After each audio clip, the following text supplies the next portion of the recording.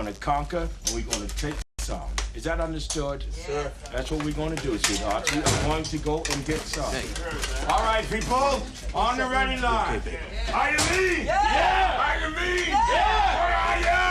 Where are you? Families raising children with disabilities face a variety of challenges and complexities in financial planning. Developing the right strategies now can ensure that loved ones have the assistance they will need in every aspect of their life.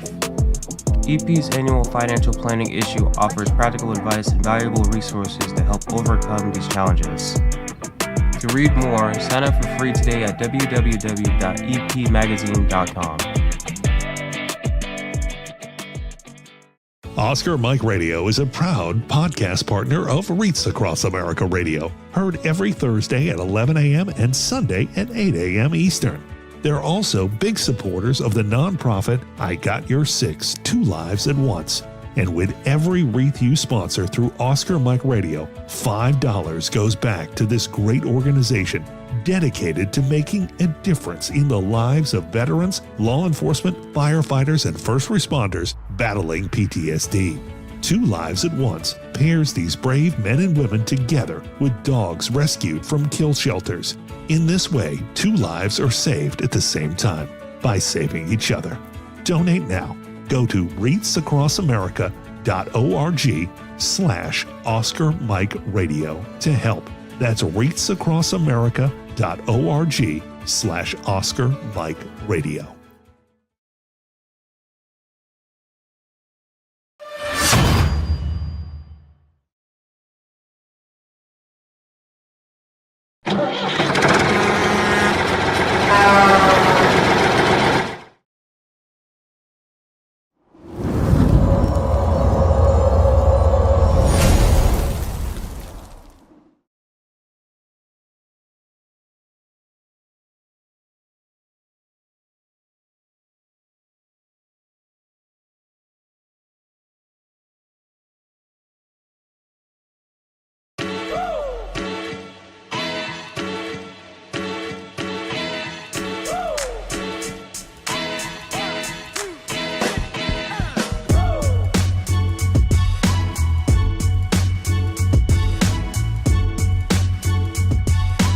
I remember a time when I was in a not so good place, and these games and these activities and being able to come and have the camaraderie that we have here, it makes me feel like I'm not alone. There are people here that have been through what I've been through. It makes me feel like I don't know, I'm part of something great.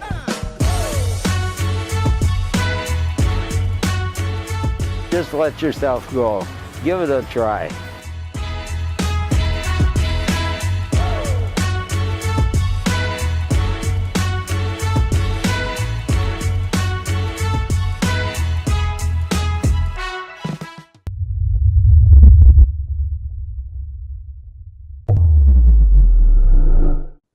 Hello and welcome again to Oscar Mike Radio. My name is Travis, Marine Corps veteran and your host.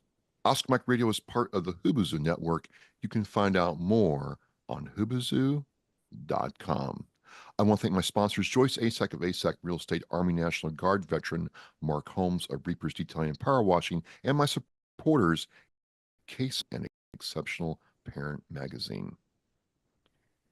This is number 430, the second show for 2025. It's just, I can't believe how fast things are moving. And I've got a special guest for you today. She didn't serve in the military, but that's okay. It's all right. Just stay with me. But she has a very interesting story around veterans, the veteran experience, and dare I say, what it truly means to be an American. I am pleased, humbled, and honored to welcome Lauren Burns to Oscar Mike Radio. Lauren, thank you so much for joining us today. Thanks so much for having me. It's an honor to be able to be on your show and to share with your audience a little bit of my story and to tell them thank you. Well, it's a big, huge story. I'm trying to think, can we get it into an hour? Probably not. Maybe we'll have to come back on, but we'll start with like the highlights, if you will. I mean, you don't have a typical like growing up story here in America, but you're 100% American through and through, and we'll get into all that. So before we get into all the good stuff and it's all good. Who is Lauren, and how did this story germinate, if you will? Sure. So you're right. I came from a broken beginning, is sort of how I say it. A lot of us know what trauma's like, and we know what it's like to go through really hard things, and that can either tear you down or it can build you up. And I believe in God and Jesus, and because of that, I truly feel like He has redeemed my story. That's why you mentioned my podcast, Redeemed. But I was born in the Dallas, Texas, and my parents met there, and my father is from Jerash, Jordan. Jordan's near Israel, and my mom is from Florida. And they had very different beliefs, as you can imagine. And my mom was raised Christian. My father was raised Muslim, and those things didn't matter when they first got married. You know how it is when you're young and you're just in love. But my parents were divorced by the time I was 6 weeks old because after my mother became pregnant, I was their first and only child. All of a sudden, my father wanted to go back to his roots. He wanted to go back to Jordan. It's like he had this urge or this responsibility to teach me his beliefs, and he wanted my mom and I to move to Jordan and to be raised in that culture. And you can imagine, Travis, my mom was like, "No way." So she found herself alone with an infant, filing for divorce at 6 weeks old. So that was the beginning of my life, my childhood. 6 weeks old, postpartum, the whole 9 yards. Everything Right. is in flux right now. When did you? I mean, your dad wasn't there when you were an infant. When did your father come into your life then, Lauren? He was there. He left. My dad told my mom that his father was sick and he needed to go to Jordan to take care of his dad. So my mom was like, "Sure, go." Well, she went into labor 6 weeks early because instead of being gone for just a few weeks, he was gone for 3 months. And so, like you just mentioned, all those hormones, first time having a baby, all the emotions and the fear. And she didn't have family in Texas. She had really good friends, but no family. So I think that stress caused her to go into labor early. My dad came back about the time that I was born, and he was dressed differently. He was wearing all the traditional clothing. He was wanting my name to be Arabic. He was like pinning little gold charms that were written in Arabic on me. Drastic difference in my father. And so that really, caused my mom a lot of stress as well. And so I knew my father my whole life until I was 7, and we'll get into that. But so he was already always there. With the divorce, my mom had full custody of me, but I was that typical kid going between two homes, always, every other weekend. My parents had a good relationship. They actually worked things out really well. Anytime my dad wanted to see me, he could because he was a great dad. We had a very big bond. A little girl and her dad is just it's just a special bond. He was loving, and I call him the Disney dad. He would take me to the movies. We would do all the fun things. He owned a restaurant. And so I get to go hang out in the kitchen while he cooked. And I remember acting like a waitress in the restaurant. And he remarried to a woman. Her family was from the Middle East, but she was raised in the United States. So then they had children. So now I'm a big sister to these little siblings. And so we had a really great relationship for many years. So, uh, I almost can't stand to say this, but in a lot of ways, for a lot of children in the United States or in worldwide, a typical upbringing. You go see dad, Yeah. you hang out at his place, Yes. you learn how to cook, you're part of the restaurant team. Did you go see Little Mermaid with your father? It was Fievel. Does anyone remember Fievel? Feefle Fivel Mouskowitz. Yes, the American Yes. Tail. Yes. Yes. Yeah. And in Dallas, it was called Penny Whistle Park, was this little amusement place indoors. And I remember him taking me there. Those memories I'll never forget. And Right. just the love that he had for me.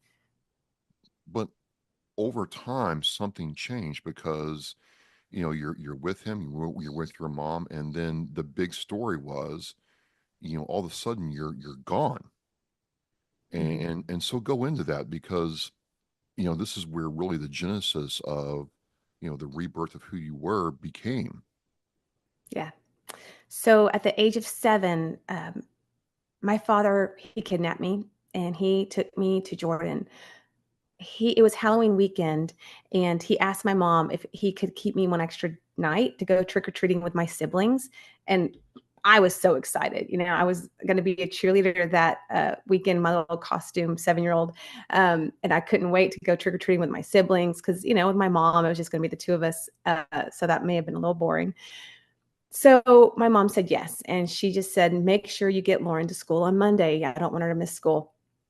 So he comes and he picks me up from my house, and I'm all ready to go, and I've got my suitcase, and I get in the car, and it's just him in the car. My stepmom's not there, my siblings aren't there. My stepmother was pregnant right at the time with her 3rd child.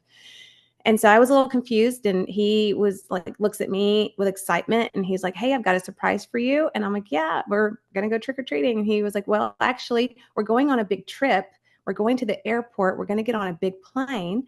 And I was like, "What do you mean?" And he said, "Well, we're going to Jordan so you can meet your family." And I, immediately was like, my mom never told me about us going anywhere. She said we're going to trick or treating. Does she know that we're going to Jordan? And he starts to say, "It's fine, Lauren. She didn't want to tell you. She didn't want to ruin the surprise. Everything's fine." Well, I start saying, "Where's my stepmom? Where's my siblings?" Well, he tells me that my stepmother can't travel by plane because she's pregnant. And so she's staying behind with the other children. And the more questions I start to ask him, the more irritated he becomes. And so as we're driving to the airport, I just sort of stop asking the questions. And that next day, when my mom went to the airport, or actually it was the same day, it was a Monday, when she went to the airport, I'm sorry, to the school to go have lunch with me, she was standing in the courtyard and she did not see me as the kids were lining up to go to the lunchroom.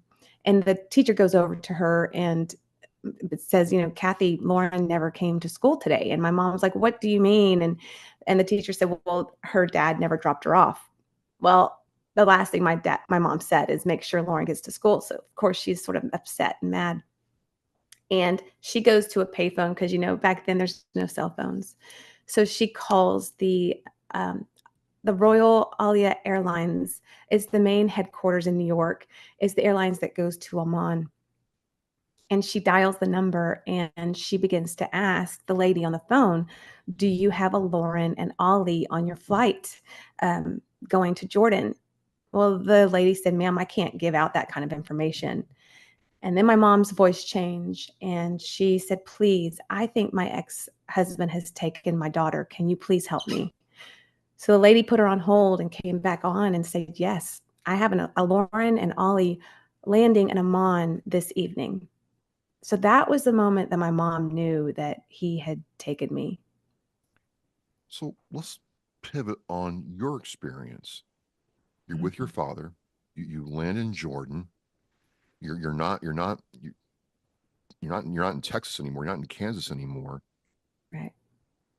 When did it sink into you that, wait a minute, we're not going back to the United States? And how did that feel, Lauren? I don't remember the exact moment. You know, why would I not trust my dad? A Yeah. 7-year-old, he was very important in my life. We had a very close relationship. He had never broken my trust. As a child, your safety is your parents. And so if my dad's telling me my mom knows we're going on a trip, I'm like, okay, none of it's making sense, but okay. And so there's some excitement. I get to go on a big plane with my dad. But when we get there, things were very different. And even at 7, I could sense and tell there was a drastic difference. It was the first time for me to travel overseas like that. I was meeting my aunts and my grandmother. My dad had a very, very big family. Everyone spoke Arabic. A few spoke English, but it was broken English. And the first thing I noticed was it was really my grandmother and my aunt's job to take care of me. Now, in Texas, my dad did everything. He'd brush my hair and get me ready for bed and do all the things. But there, I'm like, where is he? He was sort of, I don't know where he was. I don't know what the men's job was to do, but there was a line between what men do and what women do. And so here I am with my aunts and my grandmother, people I did not know, speaking a different language, totally different customs. And they're the ones taking care of me all of a sudden. And my dad's not really around that much. So that was very hard. My stepmother wasn't there. I didn't have my mom. And now my dad was sort of, I don't even know the words to put into it, but he was just not present. He was more stern. He was teaching me how to pray, to use the prayer rug to pray. He was teaching me all the traditions, the rules, if you say. I was eating different food. We were using the bathroom very different way. There was no toilet, Travis. And for a 7-year-old little girl, I'm sorry, that was trauma for me. It was a hole in the ground with a chain above. They don't use toilet paper, or at least back then. And so you would clean yourself with your hand. That was very hard for me. Like, I'm like, this is not normal. And so there was a lot of change in a short amount of time. And I would ask to talk to my mom, and he would say no. And I didn't understand. And the more I would ask, the more upset he would become. And he would just put it off and put it off and say, you can talk to her later. The hours are too different. She's asleep. It was always excuses. So that's when I started realizing, at first it was sort of exciting, but then as the weeks went by, I realized something was wrong, and I would hide and cry. I would try to confide in my aunts, and they, it was hard. And then when I started going to school, that is when I really knew this is not a vacation. Every kid knows you go to school, you're not going back home. So that's really when the fear started to set in. So it went from wonder and excitement to unknowing to this dreadful fear that, oh wow, I'm not going back home. I'm not seeing my mom again. Correct. And you loved your father. In fact, you said that you still do, have a lot of affection for him. But even at 7, your perspective on him had to change for you during this time, from that protector, loving figure to somebody you're not sure about anymore. That had to be, on top of everything else, just really hard to deal with this time.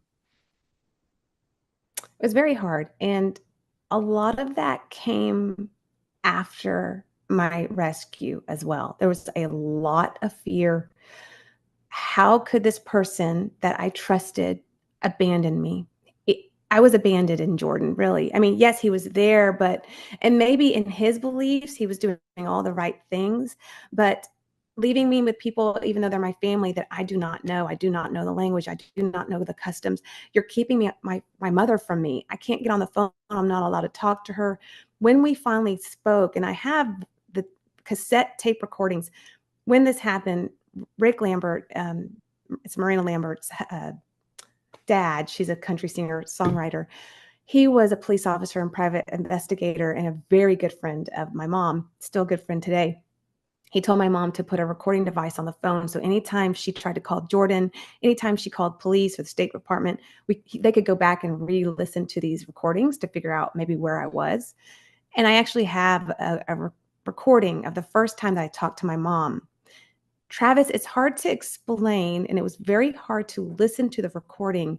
I didn't even sound like myself. I already had a little accent. I was speaking Arabic a little bit, and I sounded so distant and so guarded talking to my own mother. And I remember my mom saying, not my mom, I remember my dad telling me, I'm going to be listening on the phone. Don't say anything bad about, me or my family. Let your mom know everything's okay.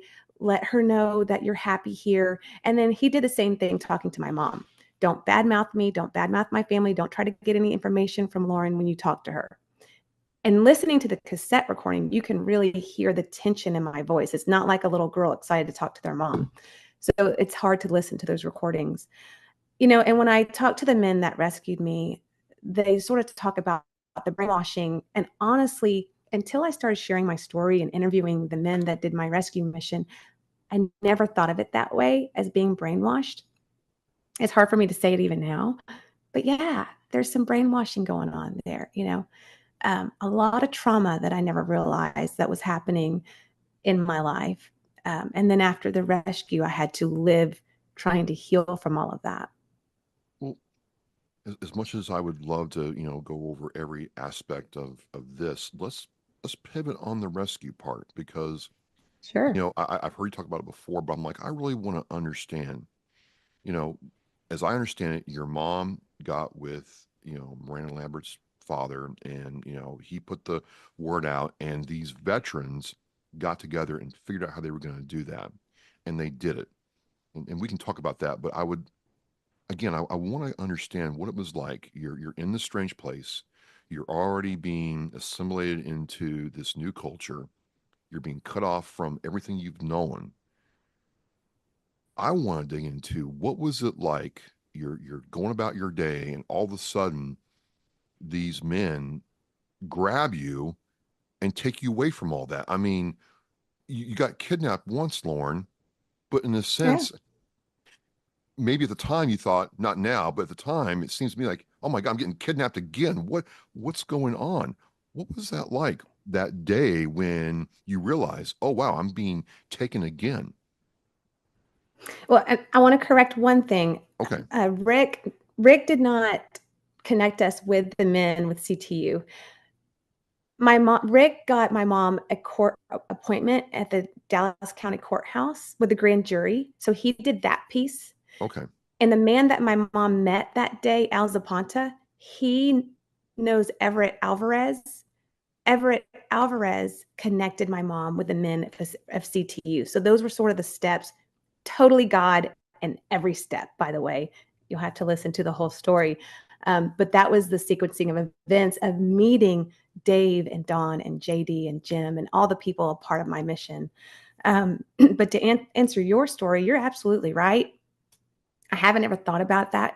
You're right. I was taken twice, right? The day of the rescue, I was on a school bus is how they got me. They hijacked a school bus and got me off. And I don't remember a whole lot about the details and the ins and outs. There's things that I remember, like if I go into a Middle Eastern store or restaurant, the smells, the sounds, if the TV's on and people speaking Arabic, that call to prayer, because that's ingrained in your mind because it happens throughout the day, throughout the city. Those kinds of things will trigger memories for me. But the day of the rescue mission, and I'm a very emotional person. If you listen to my show, you know that. I'll never forget when I saw my mom looking through that bus window, looking at me. That is vivid in my mind. And she, her hair was covered because she was in disguise, and she taps on that window and she's motioning to me. And the guys had already done some training with my mom, and they told my mom, don't freak out if Lauren is speaking a different language, if she is in shock, if she acts different. It's very common when people go through these kinds of things. And that's exactly what happened. I looked at my mom through that window and I thought, it looks just like her, but how can it be? She's all the way in Texas. Because I think at that point, I thought I'm never going to see my mom again. Like I thought that I was in a dream sitting on that bus. And so I froze in my seat. Because you had accepted at this point, maybe Yeah. subconsciously, that this was life now. So you're getting, your mom is right there, and you're having to process it like that. Yes. Wow. Yes. And I've never really delved in or studied trauma before, and, like brainwashing, whatever terms you want to use. And so, like you said, I've already accepted. I'm going to school. I'm speaking Arabic. I'm going to the mosque. I'm doing all the things with my family. The good part is there is a huge family, and I wasn't used to that. So I was surrounded by my aunts and cousins and people, activity everywhere. It's very family oriented. And so those were the good parts of when I was there. And I could run around the streets and, all day and night without adults, because it's very strict there. There's not, well, back then at least, it wasn't crime. So those are the good parts that I remember. But like you said, I was just in total shock because I had accepted I'm not going to see my mom again. I had realized that. And so when she's standing outside my window in disguise, I thought I was dreaming. And so when she got me off that bus, I just sort of froze. I was only speaking Arabic. She said for like 2 days, I was only speaking Arabic and I was burning up with a fever. I was not saying a whole lot, which is unusual for me. And so Don and JD were like, it's okay, Kathy. She's in shock. She'll be fine. This is going to be a process. And after returning home, I slept with my mom until I was 12 years old. There's so much fear. There was so much healing that took place. In the evenings we would lay in bed and my mom would talk to me slowly about things and start to reveal things, and we would process through things together. And she was my comfort. She was my safe place. And going back into school was hard because remember, for her too, the day she knew I was taken was when she went to school and I wasn't there. So trying to come back, what do you call it? Re-entry. And we had to change my last name. We had to live in hiding. I went from loving my father, this man that was my protector and was my comfort, and like he was my biggest cheerleader, to a man that I feared and I was hiding. And he stole everything from me. He stole my mom from me, my friends, my culture, my language, everything. So that was a lot to have to walk through. You walk through it. I guess the next part I want to talk about is, when did it start becoming part of you that you realize, wait a minute, I saw my mom, I processed that, but when did you start learning about the team that made all this happen and got you back to the U.S.? Honestly, for people that have gone through hard stuff, you just want to move forward. You want to put it in a box, which is literally what we did. When I started, I'm in the process of writing a book, and that's why I started the podcast. And my mom literally put everything in a box, all the newspaper clippings, the magazine articles, the photos, the journals, the cassette tapes, put them in a box, wrote Jordan on the outside, and gave it to me when I was in my 20s. And I put it in a garage, a hot garage in Texas. Like, how stupid was that? But I should have never done that. But all those cassette tapes still work. Thank you, God. Oh, wow. But as I started, I really felt like God called me to start sharing my story, because it's a story of forgiveness and redemption and healing. And when I opened that box and I started listening to these cassette tapes, I started listening to the part of my stories I'd never heard. And doing the podcast, I actually got reconnected with the men that rescued me. So I've interviewed each one of them. And 3-4 weeks ago, my mom and I went and flew to North Carolina, and we got to see them in person. I got to hug their necks. I got to tell them thank you. I got to listen to their side of the story all these years later, details I've never heard of. Dave Chatelier, when I talked to him on the phone, I'm like, I can talk to him anytime I want to now. He's like, Lauren, you can't have children. You can't have a 12-year-old and a 14-year-old. You're still that 7-year-old little girl in my mind. Well, Travis, like he told me, he was like, we did this huge mission for you, and he didn't say he risked his life, but I did. Like, he left his own family. He risked his life out of retirement to go to Jordan to save me, someone he doesn't even know. And he said, I saw you for a blip. Because see, he wasn't the one that drove us into Israel. He took the other car and he was our decoy and went back to the city. And so he literally saw me like a flash going from one car to the other. And that was it. He never saw me again. 37 years later, we got to see each other and we've gotten to talk. But what I've learned about these men, I mean, they were, I don't know how many years out of the military that they were. They had started a company called CTU, and their mission was to go into the Middle East and to rescue people, not children, but adults that had been captured. They also did a lot of security for like the Rambo movies and different things. I was the first child that they ever rescued. I was the first child that they ever said yes to. And after that, their phones were ringing off the wall because it hit the news. It was in every media outlet. And so they did several other rescue missions. One of the children that they rescued, she not only changed her last name, but she changed her first name. And she changed her name to Lauren after my story.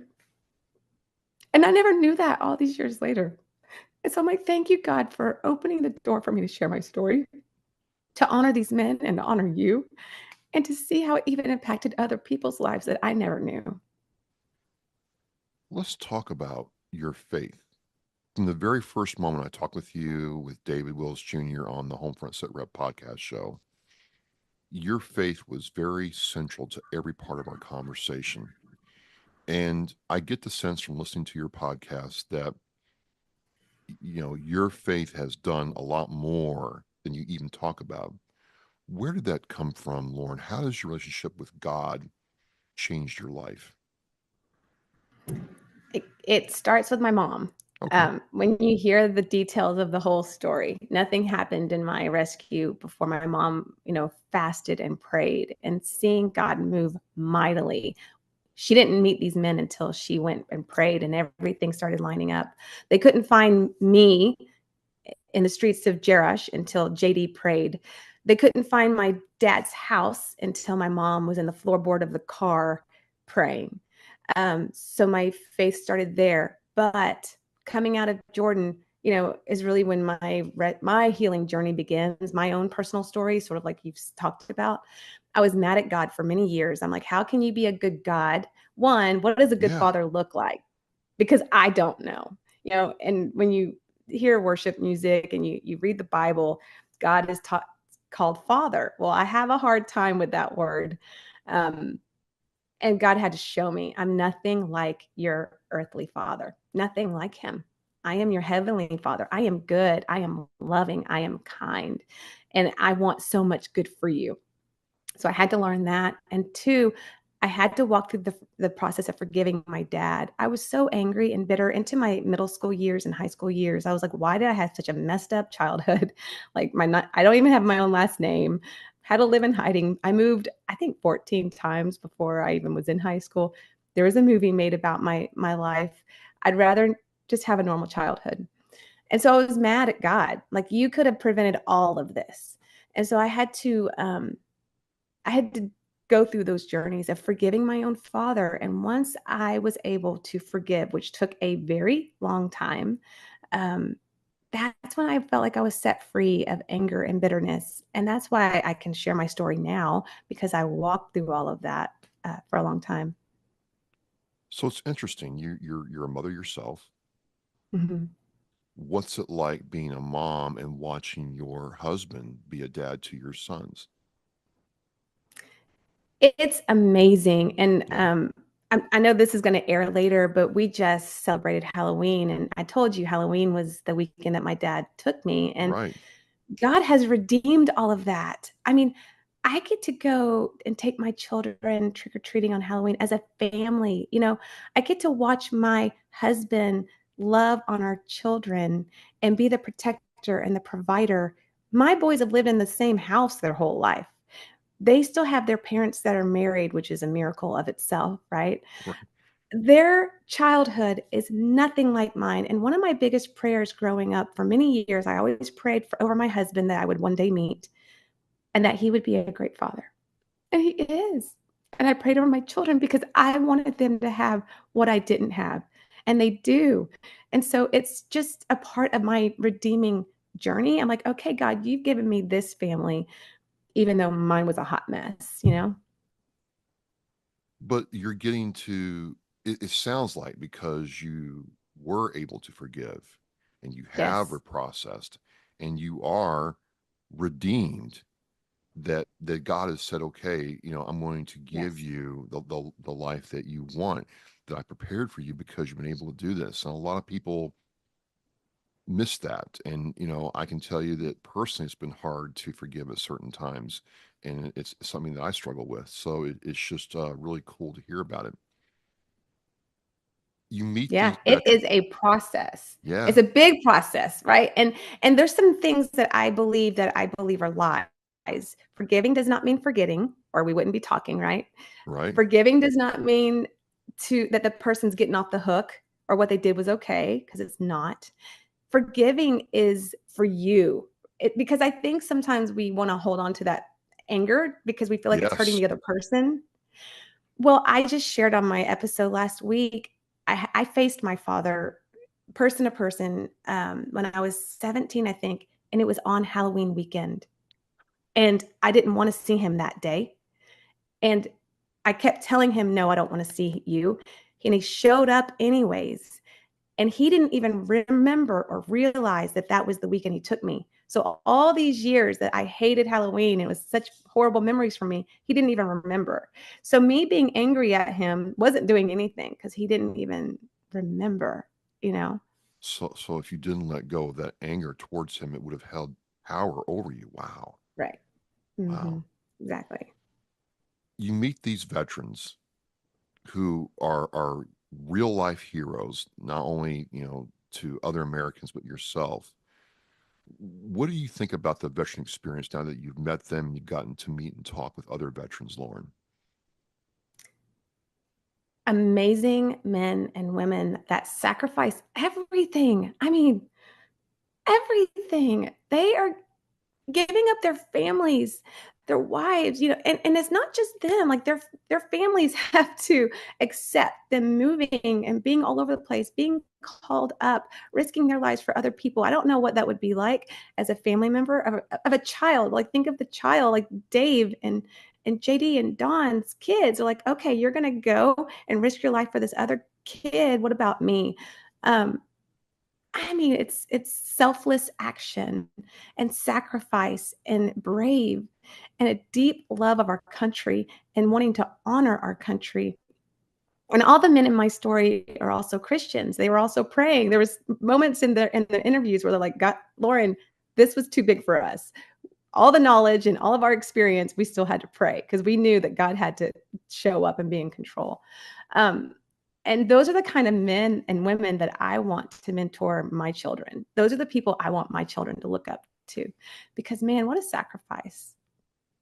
Well, it was just really interesting hearing on, I first met you, this aspect of, wait a minute, a lot of times this us military people telling our story about how we did this or did that, you never really hear about the person being served by the military Mm, person, about what that experience is like, or what it was like meeting them afterwards and talking about them and wanting to honor them. It was just a very unique experience.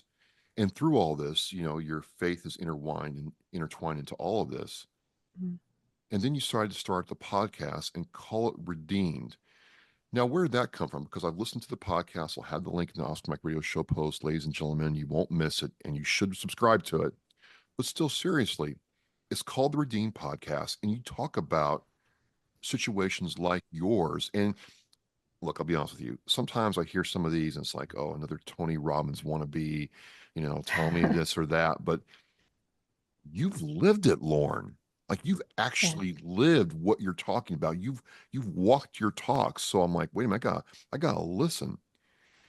Why did you choose this medium to tell your story and put yourself out there after everything you've been through? It's totally God. I mean, a year ago, I was sitting in my living room chair and Miranda Lambert put out a cookbook about a year ago. I think it was Mother's Day. And I'm reading her cookbook and it's pictures of their recipes and her mom's meatloaf, which I've eaten 1,000 times. And I literally am like, when you hear people say I heard God's voice, it wasn't a voice, it was just a, Lauren, it's time for you to tell your story. And that wouldn't go away. And I kept praying and praying and praying, and it wouldn't go away. And so I started writing, and I got that box out of my garage and started listening to those cassette tapes, which were so hard to listen to, very hard to listen to. And I started writing my story, and then I reached out to people like, how do you write a book? I don't know. I'm a physical therapist. I'm a mom. I'm a soccer mom. I don't know how to write a book. And so someone suggested a podcast. And I was like, I could talk. And so that came easier. I'm still in the process of writing. But then when I started sharing my story, I got reconnected with all of the men. I didn't know what I was doing when I started. I didn't know how I was going to meet other people at all. And I prayed. I'm like, God, if you want me to do this, you're going to have to do I do 3 episodes and I'm done? I don't know. And through that process, I've met, like you said, so many amazing people with amazing stories. And I'm emotional because, like you said, I've walked through it all. So I can't really share this stuff without getting emotional. So the word redeemed, I prayed about that too. And God gave me this scripture I'm going to read it. It's in Sure. Psalms 107:2. Let the redeemed of the Lord tell their story, those he redeemed from the hand of the foe. I Wow. mean, yes, redeemed from the hand of the foe. Absolutely. The devil wanted me to have a totally different life, probably an arranged marriage, not knowing him at all, living in Jordan. I don't know what my life would look like. Or And wait a God's minute, like, no, or wait a minute, a life filled with anger, hatred, and bitterness, and yeah, not living your that too, purpose, which would have that been too. worse even because you're not in the same situation, but your soul and your spirit Right. is chained. Wow, that's how I see I it. never thought about that. So I never thought about that. You're right. Like being rescued, staying in that bitterness and that anger. I was sneaking out of the house. I was drinking underage. I wanted acceptance from guys. Like I was doing all those things in my middle school years. Beverly Lambert, Miranda's mom, came for a visit and was like, told my mom, Kathy, something's not right. Lauren doesn't look like herself. When you're around a kid that's like going the wrong direction. So I actually lived with the Lamberts for a year, and Beverly got me plugged into church, into life group. And we would eat, sit around the kitchen table and eat a meal every night, which was unheard of. And through that process of going to church and getting into a life groups where people meet in small homes, small groups. And it was kids my age, 15, 16. I started sharing and opening up stuff about my past and about my father wounds is what I call them. And God started ministering to me. So you're right. If I would have stayed in that angry place and, sneaking out of the house and doing those kinds of things, I wouldn't be here talking to you. Well, I mean, and it's interesting to me that you're in physical therapy. Yeah. And, we kind of talked about when we first met is I do have love for physical therapists. But one thing that they've always been honest with me about is you've got to embrace the pain to get to the progress. And it's kind of like a logical conclusion to your whole story where you're healing the body, but for a lot of what you do, Lauren, pain's involved. A So, lot. The poor guy on Friday, I was like, I'm sorry, I have to bend your knee. It's gonna hurt. He's like, please stop. I'm like, do you want to walk better? Do you want to walk without limping? well, so I told you I ruptured my quadricep tendon, and I'm going to the VA PT, and Dr. Geelan has been amazing. We still, 3 years later, we're still like messaging each other. And one of the first times I knew I wasn't in Kansas anymore, she starts doing band work. She puts bands around my calves and says, "Hey, go walk, go sidewalk 15 paces one way and back." And Yes, I do it. And she's like, "Well, how do you feel?" I'm like, "I don't know. How do I feel? Someone has taken a blowtorch to my whole right to your leg. butt. What is going Yeah. on? My whole leg's on fire, doc. Help. Oh, this is wonderful. This is great. The Yes. nerves are all firing. Do 15 more. What? Yeah, of course. And we're gonna do it again and again. But I had to embrace that to get through that. And it sounds like, you know, it's kind of, I find it humorous. I mean, it's not, but to me, it's like, wait a minute, you're doing this occupation now that involves moving people through their pain. But Mhm. take me on that because there's a real art to it because I've watched other, mainly guys, say, you know what? No, I'm not going to do that. I'm not going to embrace that. F that. I'm done. I'm not coming back. And it gets worse. Whereas if you listen to your PT and do what he or she says, all mine have been women, it does work. And it kind of, to me, is how you've done your life, where you move through your pain, Mhm. but physically and spiritually. Like, how do you do that? Because some people can and some people won't. So I'm just curious if you have any thoughts on that. I'm sorry, I just went down a tangent real quick. No, you're good. Well, in the process of me working with patients, I think, yeah, you got to be motivating and you got to be stern, but I think empathy and but then you're like, if you want to be able to walk again, if you don't want your back to be jacked up and all the things, we got to get through this. We got to get your motion back. We've got to get your strength back so that you can walk correctly. I've worked with sports for years, but when you're working with people that are not athletes, you have to teach people, what does soreness feel like? Like that's just normal pain versus pain that's not great. So it's educating people too, right? Um, But then the spiritual and the aspects of my life, that has all been through walking with God, like literally. And I talk about, if you get into the Bible and you talk about like the wilderness, so many stories of being in the wilderness or being in a storm, and this big part of my life is not the only hard thing I've gone through. I mean, I lost my sister when she was 16 years old, and lost my stepfather that was a great father to me. And through those storms or wilderness journeys, you can crumble and you can feed into it, or you can rise above and you can see what God's going to teach you through it. And I lean into people that I know that will pray, and I can, that will encourage me, because I can't walk through this stuff by myself. You need those community, those people to encourage you and to speak truth into your life when you're going down that dark road. Well, that's powerful for the Christian community, because a lot of times we get, off the beaten path, and we just stay off the beaten path, and we won't take that correction. We don't reach out for help. We won't listen, or we won't seek those who can help us out. So I think, again, you've walked your talk. It's not like you said, I'm going to go to school one day and become a, counselor, psychologist. You walk this walk, so it's much easier to uh, internalize what you're saying. So it's just a very interesting facet. And your faith, again, is woven into everything you do. We could talk for hours just on the Yes. aspect of parenthood, and the relationship with your father. We could go for hours just on the podcast, because as a podcaster, I have a lot of respect for what you're doing in the craft. And again, folks, link will be in the show post. But I gotta know, besides the book, what else is next for you, Lauren, at this point in your life? I mean, your mom, your wife, you've got your career, you've got this going, you're meeting these people. Is there anything else you're wanting to do, or you're just seeing what God has for you?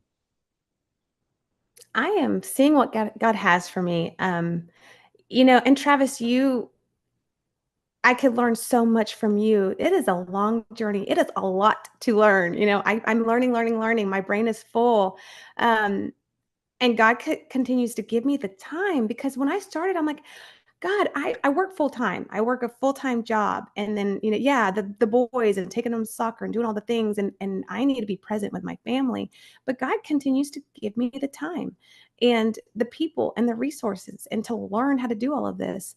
And so my big step is I really need to move forward with a book. I've written 11 chapters. I'm looking for an editor. That's my process now, is pushing that forward. But it's all in God's timing. I'm continuously praying and saying, God, if this isn't of you, you just shut it all down. And if it is of you, show me the next steps. And growing the social media, because apparently you need all of those things. You understand, all of a sudden you're a marketing person, and Yeah, you're, yeah.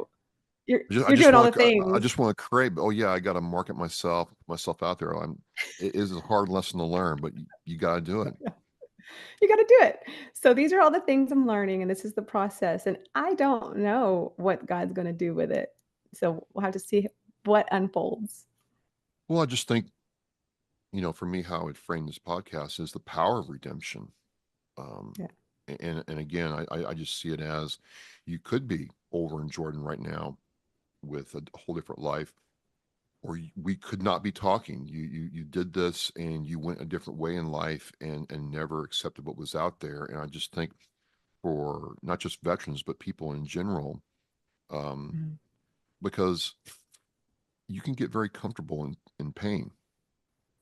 You Oh, can yeah. get very familiar with pain and hold on to it because it's familiar and comfortable, or you can let it go, and you've done that. So again, um, this is one of those shows where I do it, I'm like, wow, I got a lot out of it. And forget the fact that you had just started this. You're doing it. That's the whole thing. It's Thank just to you. keep doing it. Well, people start podcasts, and by number, there's like 4 million podcasts on Apple Podcasts. Just a little real quick. Maybe 15% of them actually put out content every week. Most of them, so out of the 4 million, there's only like 300,000 that put content out every week. Mm. And then, there's like 500,000 that actually put out content once a month. That is to say that a lot of them get to number 7 or 18 and quit. It's just a common thing. Mm. and they think they're going to get all big or whatever. But for you, you're right. Just keep finding the time, keep doing it, and you're going to have a lot of time doing it. I've enjoyed this aspect of redemption and you talking to people about their trauma and how they got through it. I think you're going to have a powerful message if you keep at it. And I'm here to help you and just happy to talk with you right now. Thank you so much. And I think that's a good reminder to the people listening. If you have a story, it doesn't matter how big or small you think it is. It doesn't have to be a movie and kidnapping. It is so powerful when you share to the people in your community of the stuff that you've walked through. So share your story. Don't be afraid. Well, think about it this way. You remember in school, and now they have the cave painting where the figure is bringing home the bacon literally to the family. It's a couple of scribbles on a wall. And think about, some person said, I got a big old beast today and wrote, daubed his hand or her hand and wrote on the wall. And thousands of years later, people still trying to figure out what it's all about. Yeah. The same thing for us, the same thing for you. If you don't tell the story, it's never going to be out there. So that's right. You have a story. Lauren has her story. I want to thank you so much for sharing it with us, Lauren. As we say in Oscar Mike Radio, we are Oscar Mike. We're on the move. We're on mission for veterans. I want to thank the veterans who made this happen all these years ago to bring Laura back to the U.S. And again, as we say in Oscar Mike Radio, we're mission flight. Thank you so much. Thank you for listening and watching Oscar Mike Radio, where our active duty service members and veterans are in action and the mission is in flight. Oscar Mike Radio is an oversized load Co-Sinista One production. If you are a veteran or know a veteran who needs help, please dial 988 and press 1 for the Veterans Crisis Line.